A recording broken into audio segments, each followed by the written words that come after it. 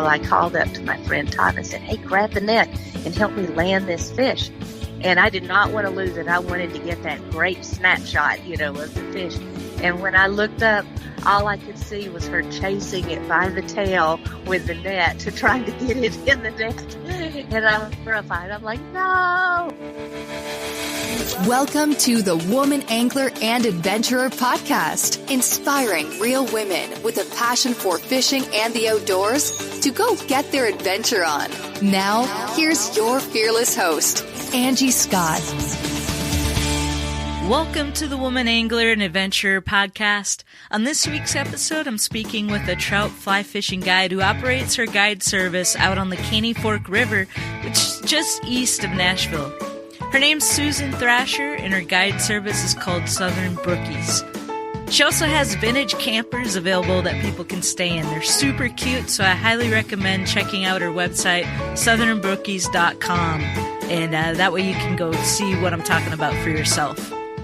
What's extra exciting is the timing of this episode. I've been wanting to have Susan on the show for some time. The original plan was I was going to go over to Southern Brookies, which isn't that far because I'm in Nashville, and interview her in person. However, COVID kind of threw a monkey wrench in those plans, so instead we did the interview over the phone. But why is the timing so great? Because just a week ago, Susan's new book was released. It's called Thrasher's Fly Fishing Guide, an essential handbook for all skill levels. Other than the fact that the book was written by Susan, who has a wealth of knowledge on fly fishing, what makes this book so unique is she's teaching people how to fly fish by telling great stories throughout the book. So it's instructional, entertaining, and memorable all at the same time. I highly recommend heading on over to Amazon to order a copy for yourself. There's a link in the show notes for this episode, which you can find by going to thewomanangler.com/136. Susan has an interesting story as well as in regards to how she got into fly fishing in the first place, so I think you're really going to enjoy our conversation. So here we go.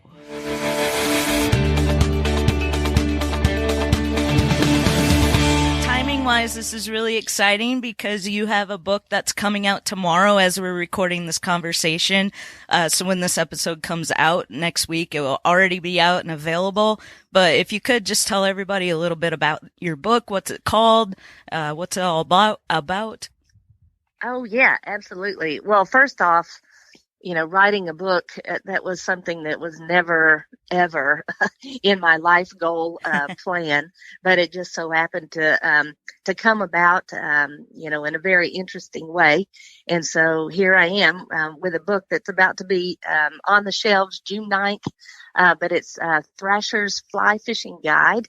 And, when I very first started or was asked to write one, I thought, there's so many really great books that are already out there. What in the world could I possibly add, to everything else that's already been written? Mm-hmm. And the more I got to thinking about it, and at least the way that it helps me in learning, is to try to learn through like memory aids. And if there's a story related to something that I'm trying to learn that I can kind of, draw upon later, then it seems to be ingrained in my memory that way. Mm-hmm. So that's the approach that I took with the book, in that each chapter, whether it's on, understanding fly line design or understanding a certain fly fishing technique, from dry fly fishing to streamer fishing to nymph fishing, in each one of those chapters, I've tried to put an introductory story associated with that particular chapter. Mm-hmm. And that way, as people, or whether you're a beginner, intermediate, or advanced, I think you'll pull some nuggets of information out of the book. But as they go back and, try to remember something about, a certain area of fly fishing, then that story, I believe, is going to just enhance it a little bit, make it a little more entertaining, when you're learning it. And then also will help just to stick in your memory to try to remember it later. So anyway, that's the approach that I took. Yeah. And I think people will enjoy it. Something a little different. Yeah, that's great. Yeah, people love stories. So, anytime we're doing a podcast episode, if somebody's got a story or unique, memory from their past, I always love to have people share that because I think listeners just love. Are there any like specific examples you'd be willing to pull from the book? Oh yeah, absolutely. Well, let's see. We did. There's one in particular. I think it's kind of funny. This was in the playing and landing fish chapter, and I had a friend of mine that went with me. Her name's Carol Topping, Top for short, and we had gone out to fish on the Ruby River out in Montana. And I was pretty new into my fly fishing career. And anyway, Top was looking for some rocks up on the bank, and I hooked into a beautiful brown trout. I was so excited. This was one of the larger fish that I had caught on this particular trip, and I had left my net up on the bank. And when you net a fish, you really should net it head first, and and just slide it right into the net. Well, I called up to my friend Todd and I said, "Hey, grab the net and help me land this fish." And I did not want to lose it. I wanted to get that great snapshot, of the fish. Yeah. And when I looked up, all I could see was her chasing it by the tail with the net, trying to get it in the net. And I terrified. I'm like, no. And then before I could even, say anything else, the fish broke off, and then that was the end of that. And it was kind of a tense moment for us. But now we look back and just laugh about it, that happened. But, those are the kind of stories that I'm certain that if you're just into fly fishing and you're getting ready to net the fish, remembering that story, you are not going to try to net them by the tail. So those are the kind of things that I try to relate anyway. Yeah, that's great. I love that. I love that approach. So we'll look forward to getting that book. So is it available just online, or how are you going about getting that out there? Well, the publisher's been really terrific. Keen Publishing is the group that's taken this on, and it is available on Amazon, but it's at Walmart and Target and great. Books A Million and Barnes and Noble and a number of different bookstores. Parnassus is a local bookstore in Nashville that will be carrying it, and the different fly shops around town will also have it. So anyway, if you can't get it in person somewhere, then definitely you can get it online. And the publisher is also going to make signed copies available here probably in the next month. If folks want a signed copy or a personalized. If you want it personalized, then maybe you can come out to Southern Brookies and take a class. And that's the other thing is the classes that I teach, whether it's a beginner, intermediate, or advanced class, also includes a copy of the book, and which will be, I think, is going to be a really great thing. I know as an instructor, it's great because I have been either just sending an email to students and giving them a listing of gear that they need to purchase, or I always have people saying, what are some of your favorite flies? Can you write those down? Or, what's a rod that would be really good for me as a beginner? And all of that information now is in the book. Okay. And I can just reference, turn to page 45 and all that information you need is right there. Yeah. So, nice. So that's going to be good, I think. Oh yeah, definitely. Well, great. Well, so you mentioned, that you never in your life imagined that you would ever write a book. But your life's very interesting. I mean, your story, you started out in a career in engineering and then picked up a fly rod. I guess, I think I read it was like 1998. Yes. And talk about that experience, like your first time and how that was so life-changing for you. Oh, yeah, sure. Well, I've been fishing, just traditional fishing, for as long as I can remember. In fact, my earliest childhood memories, I was fishing with my dad. But it wasn't until, I would say, in the late, maybe 98, I went fishing for the first time, fly fishing for the first time my dad had a friend that wanted to take us out, on the South Holston River, back in East Tennessee. So we went out and he gave me a quick little lesson. And anyway, somehow I managed to catch trout that day. Nice. And it was spectacular. I mean, it's just all the movement of the fish. I could feel every movement and wiggle of their tail. But when I brought it in, I just thought, this is amazing. It's different than anything I'd ever tried before. It was a little harder for me anyway, learning about the cast. But I fell in love with it, and I wanted to learn every aspect of it. I wanted to understand about the flies, about the castings, about just everything there was, reading the water. And it just got so exciting for me, every new element that I started to learn, that I was so passionate about the sport. And I used to be a tennis player, volleyball. I played in college, and a golfer. And I gave all of that up when I started fly fishing, because any spare moment, that's what I wanted to be doing. And so, I was in civil engineering, and had been with this company for a long 26 years, actually. And I had just ended a project.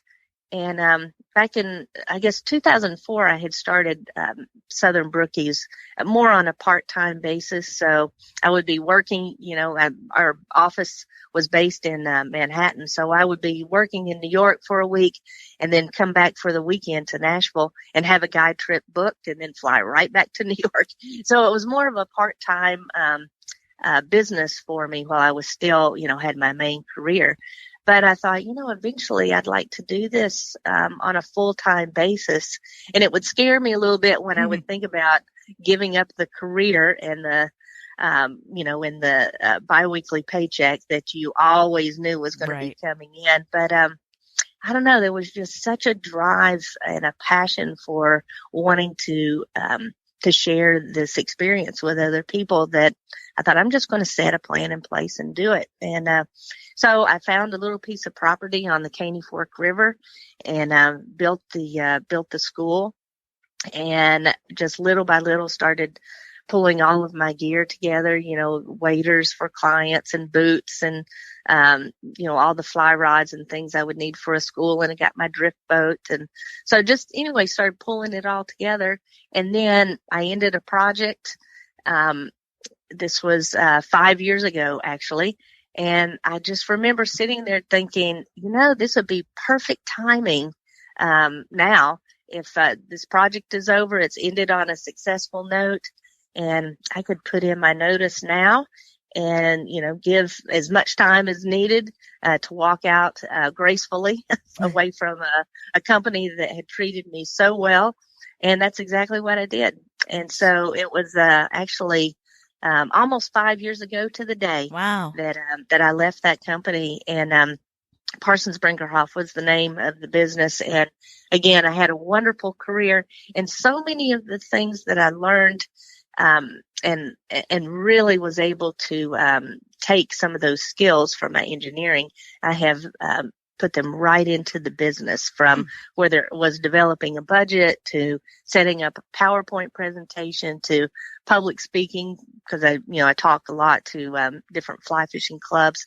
But so many of the things that I actually did, on a management level, there with the company, I've really been able to transition right into the business. And so it's really worked out well. Yeah. So no regrets. Kind of one of those meant to be things, when you look back, and it's fun or neat to see how everything kind of leads to something else. Like, I'm kind of in that position myself right now, where I worked in the music industry for a lot of years. And it's just kind of funny how some of that, looking back, just plays right into my passion for boating and fishing and everything that I'm doing now. And things that you wouldn't think relate at all. And then it's like, oh, it's just interconnected. I know, it's just so amazing. Yeah. Yep. So Southern Brookies, and you're located out in the Caney Fork. That's actually the first time I ever experienced casting a fly rod. I took a lesson out on the Caney Fork. So talk a little bit about that area, and why you decided to base it in that part of Tennessee. Sure.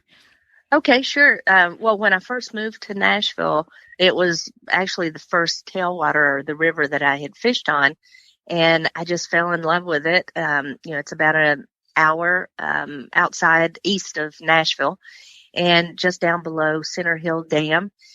And I just thought it was a beautiful location. There are a number of public access points, along the river, and so one of the things that I thought would be a good thing that I could, as an instructor, to show new people getting into fly fishing is just different points along the river, where they could actually fish on their own. People can't afford to have a guide every single time that they go out to fish. And to me, as a guide and instructor, I look at my job as helping people to get to a point where they can fish on their own successfully. Mm-hmm. And so one of the things I like to do out here is to, show people that, especially if we're floating or even if we're wade fishing, to tell them about, okay, you have, 2 different access points here at the dam that you easily can get in and be able to fish. And I show them how, there's shallow areas of the water where you can fish for almost 1.5 miles, downstream to get away from the crowds. And then the access points at Happy Hollow and at Betty's Island, and then, different locations where you can actually float, with a kayak or any other kind of a fishing vessel, just to reach additional points along the Caney Fork. And, it's just easy access off the interstate to find the river. It's not that far outside of Nashville. You're pretty close in to Cookeville, so there's people from the Cookeville area that come in quite a bit. And I don't know, just the selection of the place, it was one of those things, kind of like you've said a couple of times on the program, it was just meant to be. Mm-hmm.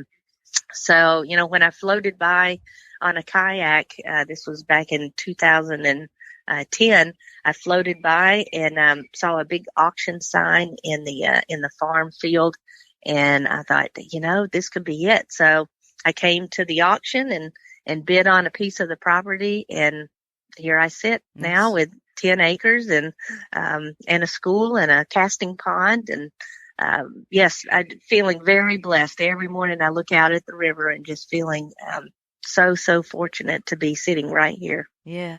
And you also have, I saw on the website, like little kind of vintage campers if people wanted to stay overnight or make a kind of a trip out of it. Yes, I do. I have a couple vintage campers that if people wanted to come and take a casting class and then maybe go on a guided trip the next day, it's just a neat setting. I fix some, my specialty is grilled pork chops. So I have pork chops and baked potatoes and some salad, and we sit around the campfire. And it's just kind of nice after a long day of either a class or fishing, just to be able to relax and hang out in one of the little campers and get up for a nice breakfast the next morning. And there's nothing like being out in this kind of a setting, especially when you walk down and see the river flowing, and a lot of times the fog that comes in the mornings along the river.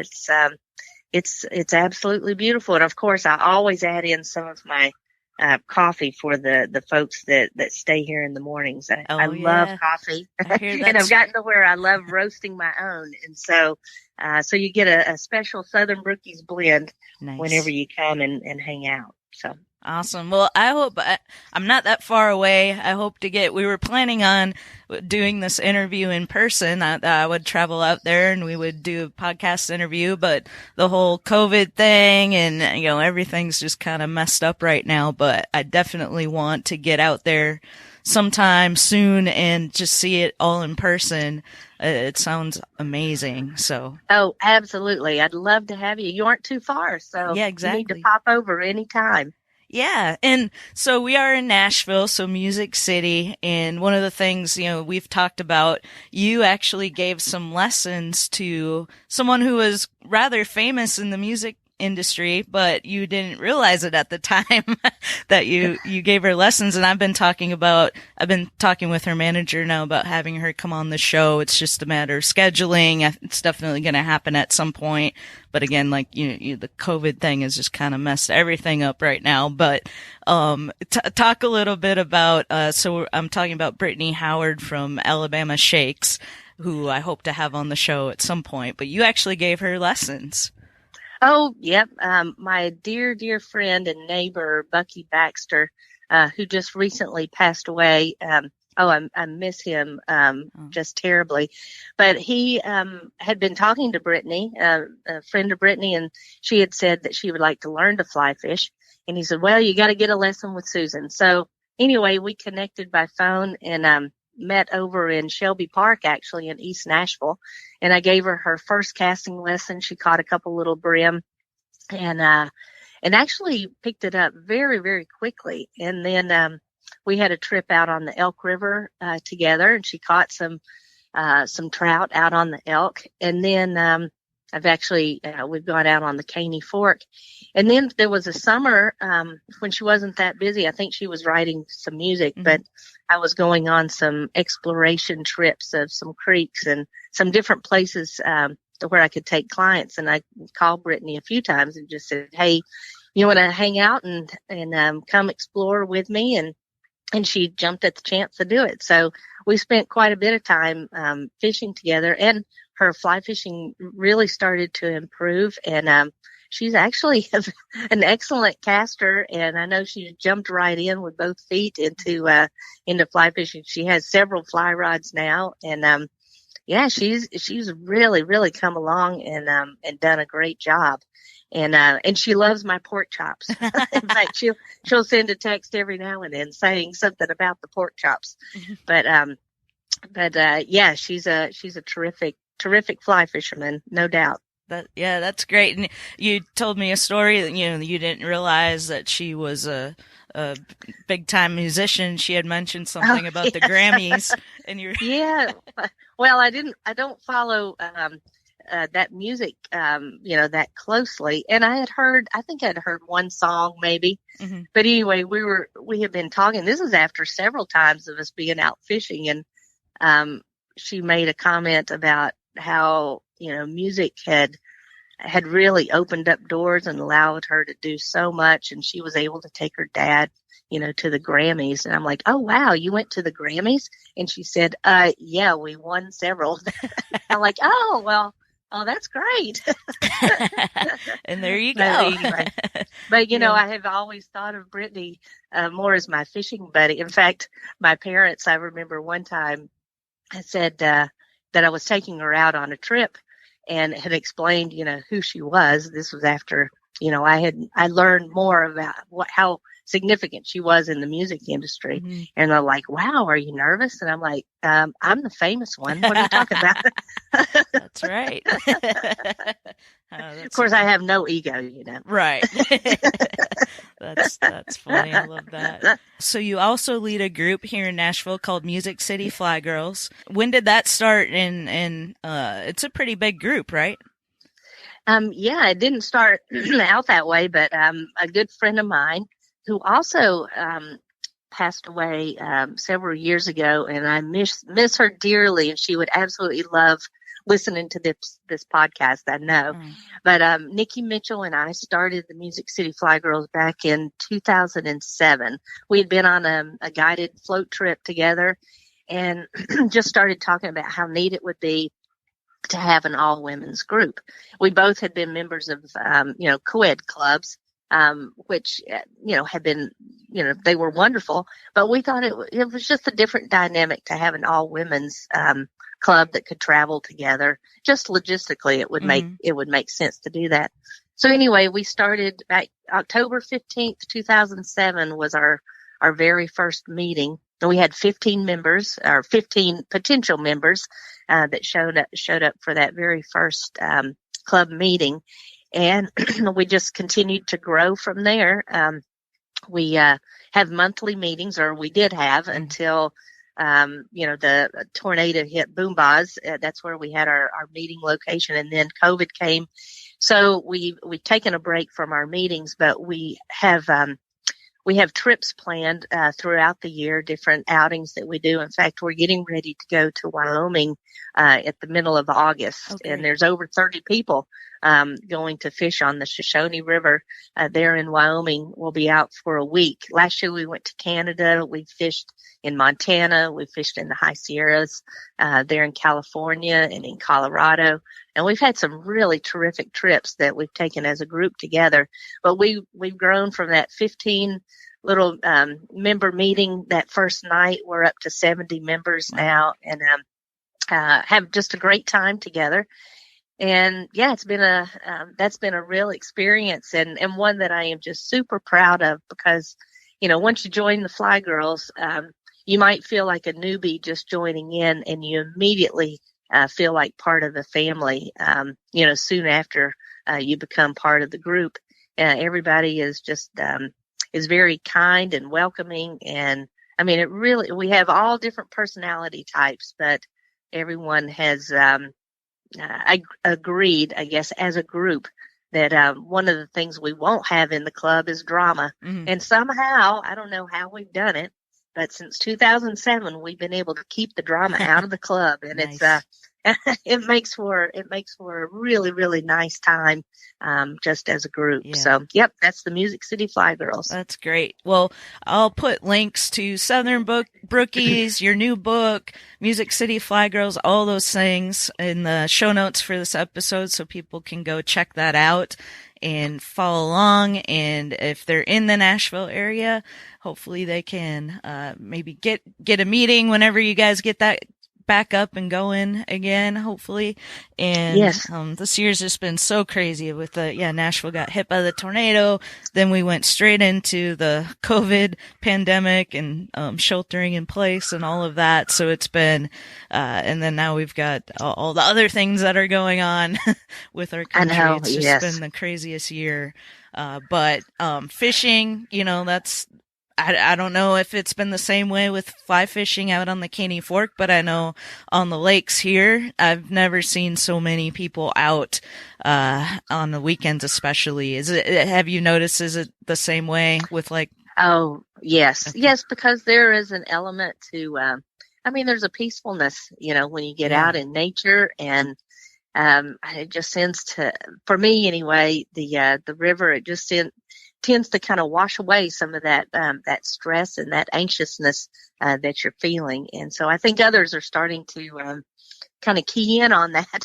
Right. That's a good stress reliever for sure. Yeah. Yeah, so it's kind of a good and a bad thing. One, we love encouraging people to get out there, and, people are discovering that peacefulness. But then, our waterways are getting more crowded. Yeah, so right. It's kind of like good and bad in ways. But hopefully people are being responsible and keeping, trash and things like that. That's one thing I've seen an increase of, unfortunately, out here. Yeah. But I know. I have too. And, it doesn't take much just to pick up that trash. Or if you see some that somebody else has left, just pick it up and take it to the trash can. That's the surprising thing to me, is I see trash and it's right near the trash can, when it's just a few feet away. So, but you were saying about being responsible, and make sure you wear those life jackets. Mm-hmm. I can't tell you the number of people sitting on my back deck that I see floating down the Caney Fork, with under 2 generators, which is 10,000 CFS, a big flow, and no life jackets on. And all it takes is one flip of the kayak. And there's already been one person that drowned out here this year, and several that have had to be rescued. So having those life jackets on that's a big thing out here that people need to remember. Definitely. We just did an interview with Mustang Survival, had a episode with them talking about the importance of wearing your PFD, making sure you've got the properly fitting one, that it's in good condition and all those things. So definitely. Unfortunately, because it's been so busy this year, there's already been more fatalities on the water than there was all of last year. So, Oh, wow. I didn't realize that. That's really something. In Tennessee, anyway. Yeah. So definitely want to get the word out about that. So, well, I sure appreciate, having you on the show, and timing wise kind of worked out good. I wish we could have done it in person, but I'll definitely try to get out that way.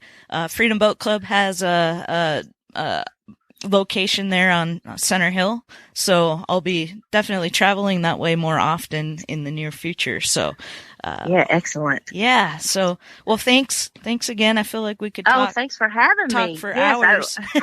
I know. I was thinking the same thing. Well, we'll just have to.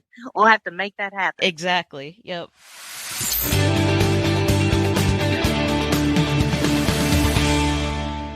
Hey, thanks for tuning in to this week's episode of The Woman Angler and Adventure. Don't forget to go check out those show notes at thewomanangler.com/136. You'll find links to Southern Brookies, Susan's new book, as well as the Music City Flag Girls group. All things you should go check out. And hey, if you like what we're doing over here, leave a rating and review on Apple Podcasts. If you have any questions about how to do that, just shoot me an email, Angie@thewomanangler.com, and I'll help you figure that out. Thanks for listening to the show. Really appreciate it. See you next time.